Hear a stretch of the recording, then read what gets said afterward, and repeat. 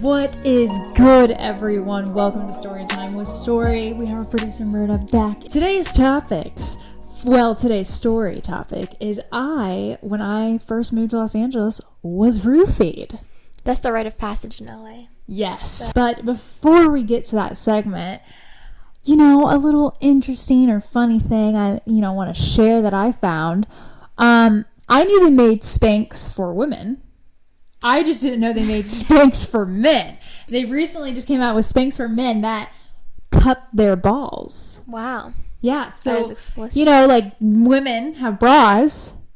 Now there's support for the balls. Support system. Yeah, I thought that was funny. Do you want to talk about the Jake Paul thing? I don't know about this, but she was talking about this earlier, so I want to know what. So basically, I think it was last week, but I found out on H3 podcast 3 days ago. But it was last week that this girl made this video talking about how Jake Paul SA'd her. This happened actually the summer before COVID. Oh, wow. So, like, a couple years ago now. Yeah, like, it would be, like, 2 years ago. It felt like a couple years. No, it would be 2 years ago, the summer before COVID.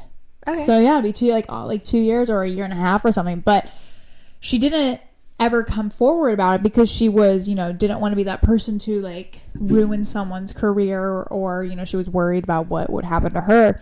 But she just this video is also, like, she does not hold back. She has all the receipts, huh? Yeah, and she also just, like, some people, like H3 Podcast was saying, like, most people when they do these type of videos are just a little bit more reserved, but she was not shy. So she talked about what went down, and she was invited over to his house, and basically they were in his bedroom, and they were kissing, and in her video, she goes into fuller detail, but she asked him to stop. He did stop, but he said, he was like, then what's the point? Of just kissing. And then I guess he got up and took his pants off and then grabbed her face and... Really? Yeah. That's what she said happened. Dang. I was like, wow. I was also very happy that I knew something that you didn't know before. I usually know the news first, so I didn't even know about this. I was really proud about it. But yeah, if you guys want more about that, you should watch her video. It's shocking. But it kind of ties into my roofie story a little bit. Not really. There's nothing that really went down like that. But Jake Paul. He was there. But he was there when it happened. So he's tight. Maybe he's connected. Maybe he's the somehow. person. Maybe he's connected. Who knows? But let's get to the story. All right. So you weren't out here in LA just yet. No, I was in Indiana at the time. Yeah, when this all went down. And basically, should we name the nightclub I'm referring to? We should name the nightclub because this happened a lot at this nightclub. Yeah, but it's Avenue Nightclub, and it's here in Los Angeles. I believe it's owned by the Tao Group. I confirmed that because it goes Tao, the dinner restaurant, right next door, Dream Hotel, and then Avenue Nightclub, which are all owned by the Tao Group. Basically, I had a friend who was living in this like model apartment situation. You should explain what a model apartment is. So there's a model apartment that is given to you by your modeling agency, and they, supply room and board for you. But then there's the model apartment that is by a promoter, and a nightclub promoter, that I might add. Yeah, so these nightclubs, they pay these promoters to bring girls every night. Yeah, pretty girls to the especially during big events. So what they do is they house these women in their promoter houses or model houses or apartments or whatever, and they're forced to go out like 3, 4, or 5 times a week for exchange for the room, basically. Yeah, so like if you go out and be, whatever, you get free room and board. Yeah. Usually it's just a normal night. You go out. It's fun for most girls. You just go out. It's a lot, though. I mean, it can get tiring. You go out especially because you have to wake up early for auditions and stuff like that. 10 p.m. and then you're out, until like 5 a.m. It's crazy. But that's what a model apartment is. And so my friend was in the model apartment, and she had to go out and asked me to join. I said, sure, why not? I knew the promoter, too. I thought we were, friends or anything. And so I decided to join them for the dinner part and then to hit the nightclub afterwards. And wasn't Juice WRLD performing? R.I.P. Juice WRLD. Wasn't he performing that night? Gosh, I can't even remember. I think so. Yeah, Juice WRLD was performing. I remember. I can't remember it. The day before, you were like, Juice WRLD's performing. I'm going to go out with this girl, blah, blah, blah. I was like, oh, that sounds fun. Let me know how it goes. I end up falling asleep because Indiana time. Yeah. And I remember waking up and texting you, and you didn't respond after like 3-4 hours. I was like, you normally respond pretty quickly. What's going on? So basically, I end up and we go to dinner with them. And I had 2 glasses of wine at dinner. Then, at Tao. Yes. The same owners of the nightclub. The same owners of the nightclub and the hotel. Mm-hmm. So we get there. I had, 2 glasses of wine. We leave there about 10:45 p.m. Walk over to the nightclub. Mm-hmm. I pour my own shot at the nightclub. Take it. I'm there for about 30 minutes, I think. Mm-hmm. And all of a sudden, the last thing I honestly remember is looking to my friend who I went out with, and I said, oh my gosh, because I turned around and it was freaking Jake Paul behind me. And I was like, what the frick? And so I look at her, I'm like, oh my god, it's Jake Paul. And I turn around. After that, everything is black until the next day I woke up. So basically, this is what fragments I've been able to find out what happened throughout the night. So after the Jake Paul thing, I'm about 30 minutes past that. I go to my friend and say, hey, I'm going to the bathroom. My subconscious is like, don't go to the bathroom, get out of the nightclub. So I get out of the nightclub, pass out on this like park bench that's in front of the nightclub. Can we just talk about how you went to the bathroom? Because this is what the girl said. Yeah. You went to the bathroom with several other women. I guess so. Who just left you in the bathroom. They came back and everyone was like, where's Story? Did anybody see where Story went? And they were like, well, we don't know. She went to the bathroom with us. We didn't see her get out. Yeah. Like, not caring at all about you. No care in the world. Like, okay. It was awful. And so I end up in the park bench outside the nightclub, passed out. So and you went to the bathroom, though, with them, right? And I don't remember. I suppose this is all people said. The people said that you went to the bathroom with them and then you disappeared. So I'm assuming that's when you went to the park bench. You decided to leave the premise. Yeah, I decided to leave the nightclub, the restaurant, everything. You just left. I just left. And you found some random bench right in front of where the bouncers were letting people in, right? Yep, correct. And so I was just passed out there.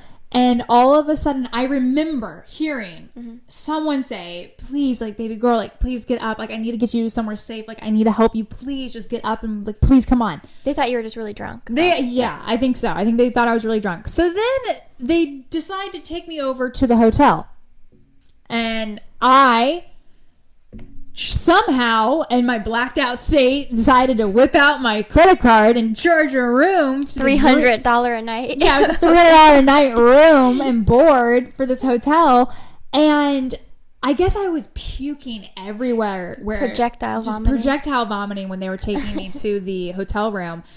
And I get into the hotel room. They lay me down. I guess my phone was blowing up from my friend trying to find me, obviously. And the security person who took me to my room texted my friend back saying, hey, this is Dream Hotel. Please come over. Your friend's over here. My poor friend thought I was sex trafficked. So she brings... we need money. We need $10,000 to come get your friend. She brings the promoter that she went out with and the promoter's friend, and they come over. They're all under the influence, okay? My friend... She enters the room. The promoter and his friend assess the situation. They're like, "Ooh, this happens all the time." They're like, fine. You know what? We're gonna go. They probably assumed you were very drunk. Yeah, they're like, "Peace out."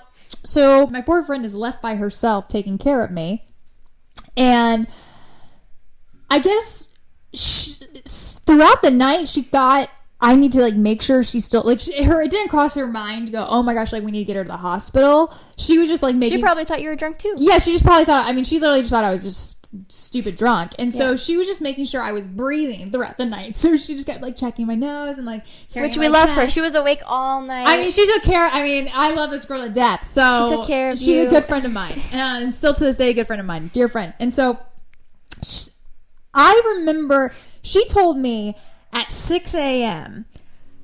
I woke up and I still had all my clothes on when she saw me. Like everything was tucked in, like nothing was untucked. Like, I mean, I had a guardian angel guarding me the entire time, but I guess I couldn't get my pants off to pee. So, or I was struggling. You love your tight pants. Yeah, so I love my tight pants, and I have this belt buckle that is like an old seat belt from a Ford Mustang. You're secure. Your pants are secure. My pants are secure on. I'm always buckled in. So I unbuckled it, and I guess I just put my pants down and peed right next to the bed. And my poor friend was like, it was 6 a.m. and she already had enough of me. So she grabbed me and I guess was dragging me to the bathroom. And I guess I peed everywhere, all over. And she slept in like vomit. And so she'd vomit all over her urine. And I remember waking up to her answering my phone to my grandmother saying, yes, hi, yeah, this is Story's friend. Unfortunately, she cannot answer the phone right now, but I'll have her call you back when she's available. Your grandma was like, what? I get up out of the bed and I'm like, what? Like, I look around, I'm like, this isn't my bedroom. Where's it? What happened to Jake Paul? I know, I'm like, where am I? And I see my friend, and my friend turns around and she looks at me and she's like, Story, is that you? And I looked at her and said, yeah. Who else would it be? I'm like, what happened? She's like, well, you have not been you this entire night. So she starts telling me everything that's going on. I look over and I said, did you order chicken nuggets? Because there was a plate of fresh chicken nuggets that like not even touched chicken nuggets. And she goes, no, those were there from last night. I thought you ordered them. And I said, no, I didn't order them. I'm gluten-free. I can't eat that. So somebody ordered some chicken nuggets. It's probably the poor security guards that were babysitting you. They're like, we're going to get nuggets on her card. Yeah. For making us do this. It was rough. And so basically, we leave Dream Hotel, end up back at my apartment, and I'm not feeling good. My friend was staying with me, making sure I was okay throughout the day. And she was just like, you're not looking good. So then Myrna FaceTimes me. I remember I tried to contact you several times. I was like, something's off. Like, it's like way late over there. Is she okay? You normally respond pretty quickly. So I was FaceTiming you, and all of a sudden answers in the Uber. Mm-hmm. And then she like points it to you, and you're just like I was dying. Passed out in the Uber on the way home, and she like explained the situation. She doesn't really explain the situation. She kind of freaked me out, actually. She was like, well, she was roofied. I can't talk about it now. Like, we need to figure this out or something. I can't even remember. It was something crazy. But I remember for some reason you didn't go back to your apartment. Well, because we had a flood. Right. There was a flood at the apartment, so you had to go. Luckily, my boss was allowing me to stay at his guest house. So I was staying at his guest house. So you guys Ubered to the guest house, and then I remember ordering a pizza for you. Yes, you ordered me pizza. I was like, But that was after I came back from the hospital. Oh, okay. Because you FaceTime me first, and you see me, and you're like, oh my gosh, your lips are blue. Like, what's going on? So then you call my mom. And then my mom... I never called you. You never called my mom? No. I was texting, trying to convince her to take you to the hospital. Somehow, my mom's friend who lives out here, Adam, got involved. And he came over, and he's the one that actually took me to the hospital. Yeah. But when we get to the hospital, we're sitting there and everything, and they do a blood test, they take a urine test and everything. They came back, and they looked at me, and they were like, oh... So you have cocaine in your system and you have GHB in your system. And I just broke down in tears because I've never done cocaine in my life just because I take Adderall and I could go into a cardiac arrest if I did. And I always knew that. Mm-hmm. And I'm not for drugs or cocaine. I was freaked out. And then especially when she said GHB, she's like, yeah, they said usually when there's cocaine in your system, that means that they just mixed it with the GHB to make GHB go quicker and act faster. And it was a horrific experience. So then that's when I got back to the house after like they gave me some amazing cocktail. Yeah, I remember before you had that weird cocktail that they gave you at the hospital, you were out of it. Like I couldn't reach you, nobody could reach you, and when we tried to reach you, I thought you I was were dying. Just incoherent. Yeah. Like, what is wrong with her? That's how you were responding to everything. It was rough. It was definitely really, really rough. And, you know, when I got back home, I just remember still being like, I didn't feel better until probably about like 3 days after. Yeah. But at least you were more coherent and you were responsive. So thankful it did not go worse because people have horrific stories. I mean, especially from this nightclub. Yeah. I mean, there's been multiple cases from people saying how awful this place is. Yeah. That's why we think the conspiracy theory is that you were roofied at the restaurant. Mm-hmm. And it's some weird thing where to get more people to go to the hotel. Yeah. Because it's an expensive hotel and not in a very nice area. It's in the middle of Hollywood. Yeah. Like, for anybody who doesn't live in California, like, Hollywood is gross. Yeah. Nobody would want to pay $300 a night to stay in that area. The whole experience definitely taught me a lot of different things. I don't hang out with this promoter anymore. Or any promoter anymore. Yeah. If you're a young person watching this thinking about moving to Los Angeles, do not hang out with promoters. It's not worth it to have a table at Avenue. It sucks, you know. Like, it's awful nightclub. I mean, the only fun time. So, after I was roofied there, a year later, I returned. And I, of course, you know, why not? Go back to the scene of the crime. The Doja Cat was performing. And this was before she was, like, actually, like, really big. Mm-hmm. And this was, you know, pre-COVID. In 2019. Pre-COVID. And I just, you know, I was like, okay, well, Doja Cat's performing. I have to go there. And you were like, I'm not going there. I did not. No, I did not go. But we also, before I was roofied, at this same, see, this nightclub, I have like a love-hate relationship with it because there's so many fun things that have actually happened here. Because you and I at this nightclub before I was roofied, who do we sit with at the table? That's true. One of the first experiences that I've had in LA ever was after the VMAs back in like 2017 or 18. 2018. We were at the table with that same promoter actually, and we were in the table of Ty Dolla $ign, Halsey back when she was dating G-Eazy and G-Eazy was there, and Lauren Haregi back when she was dating Ty Dolla $ign. Oh my gosh, now that was really fun. And I remember specifically like G-Eazy like snorting cocaine or something from this ring that he had. Me too. And Halsey was so out of it, like she could barely walk, and she was so tiny. I had no idea Halsey was so small. Oh, her bouncer was huge. I do remember that. Maybe that's why she was so small. I mean, I don't know. It was crazy though. Yeah. She was talk about drugged up. Yeah, she Mom probably got roofied. Was rough. No, but yeah, that was fun. I'm not gonna lie, but that was also my first ever going out in Los Angeles experience. After doing that like 2-3 times, you're like, whatever, it's not worth it. That's true. It's not worth what could happen, you know. But we did try to, or you tried to go back to Dream and talk to them and figure it out. So and like, no luck. There. No luck. Like I went there and I asked to see, you know, like video recording or anything. Yeah. And they said no, so I went and got a police report and brought the police report back, and they were like, no, still. Yeah, they were not. So I never got to see the actual footage of me, like, you know, dying and projectile vomiting, which I kind of would like to have seen. Yeah. Just for, you know, why not? Yeah. But you were also at a table with some crazy people. Like, some people with a record. You know. Well, like people who have a record. So I mean, people with a lot of money that think they can get away with anything. Yeah, and they can because they did. So, and I think the owner of Tao was there too. And one of the owners, he was there. He was a part of the group. Yeah, but apparently this happens to a lot of people, men and women. Yeah, that's the crazy Avenue part. Nightclub. Is that they go to Tao, get roofied, then go to the Avenue Nightclub, get really jacked up, and then have to stay at Dream Hotel. Because I have honest to God, I cannot remember. I've tried so hard to remember that night. Mm-hmm. This is the weirdest, craziest thing, is that I cannot remember that night. I cannot remember after seeing Jake Paul's face. Mm-hmm. I can't remember anything after that other than waking up to my friend in a bathrobe. Dang. I was like, why is she that was another thing. I was like, why is she in a bathrobe? Probably because you puked all over her clothes. That was why. Because she dragged me and I was peeing everywhere. So, that's so gross. I mean, that's definitely a rite of passage for sure. I mean, you've never gotten roofied though, luckily. No. Knock on wood. Hopefully we never have that happen to you. Yeah, seriously, that's so gross. I do not have time for that. No.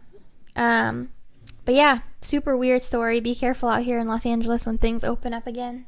Definitely. Or just like don't go to Avenue or any weird nightclub like that. They're super racist there. It's not worth it. I mean, they don't let anyone in unless you look like an Instagram model or unless you're with a promoter or have a bunch of money. Even if you buy a table there, they still don't treat you well because everybody buys a table. That's true. If you don't have a table, then you're stuck like standing like this, like. It's basically only for if you're really attractive. You'll get treated well. Yeah, it's not even, the music there is not good. There's celebrities there a lot, though. Tons of celebrities. But nobody cares. You could see a celebrity in LA at Air One or at Whole Foods or something. Or just like walking down the street. I mean, we saw Lady Gaga at a restaurant. It was a pub. Yeah. Not even a nice pub. It was during March Madness. She was like chain smoking and she had a Corona. Yeah, a giant Corona. Face. I mean, we saw her. But... you know, that's basically the story of when I was roofied. Not fun. Like I said, the nightclub and I have a love-hate relationship. Yeah. It's like, you know, wine and me don't really necessarily have the same alcohol relationship. And you don't have the same alcohol and I don't have the same relationship after that. Yeah. We tried to drink. I tried to drink Halloween in 2020 at home, and then we went to dinner, and I was violently ill. Yeah. It was rough. And I'm not a good patient either.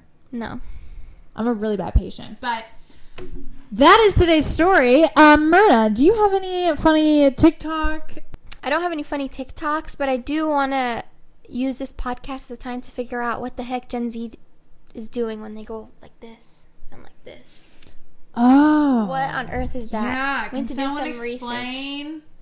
Is it the new duck face? Like, remember back in the day when we were in high school and everyone would go like that? Yeah. Is that the new thing? I don't know. I mean, I don't even know how to do it. I had a friend of mine ask, are they shooting up heroin? Is that the goal here? I mean, can we Google it? Let's Google it. Okay, yeah. Here. I got this. I bet when we did the duck face, TikTok. boomers were like searching, what is the new millennial face with the lips or something? Duck face. Who started it? I have no idea, but I see it everywhere. Also, Gen Z doesn't use the laughing guy anymore. Rude. That's my favorite emoji. Oh, the laughing emoji. Oh, for many Gen Zers, the skeleton emoji has become a popular replacement for conveying laughter. They're calling that emoji bland, and not too many people his age use it. I would prefer to see the skeleton doesn't scream laughter to me. It screams death. It's like, I'm laughing so hard I'm dead. You know? I just died laughing. I think that's what it's supposed to mean. Oh, now it makes sense. I get it now. But let me see this. That was in 2020. The week in TikTok. Generations are fake, but Gen Z is right. What would new? I don't know. I think it's just a new duck face. There's no explaining it. I don't know. I think if you're a Gen Zer and you're watching this video, please let us know, because I don't want to Google anything else. We can't find it. Someone please explain. We can't find it. But guys, Friday's episode is going to be fun. It's going to be about the terrors we have had traveling the globe. I've had an experience with a lot of terror. Travel and me don't get along very well. But thank you guys for tuning in to Wednesday's episode. I'm Story. This is Myrna. We love you guys. Have a great rest of your day or night, whatever time you're watching this. Peace. See you later.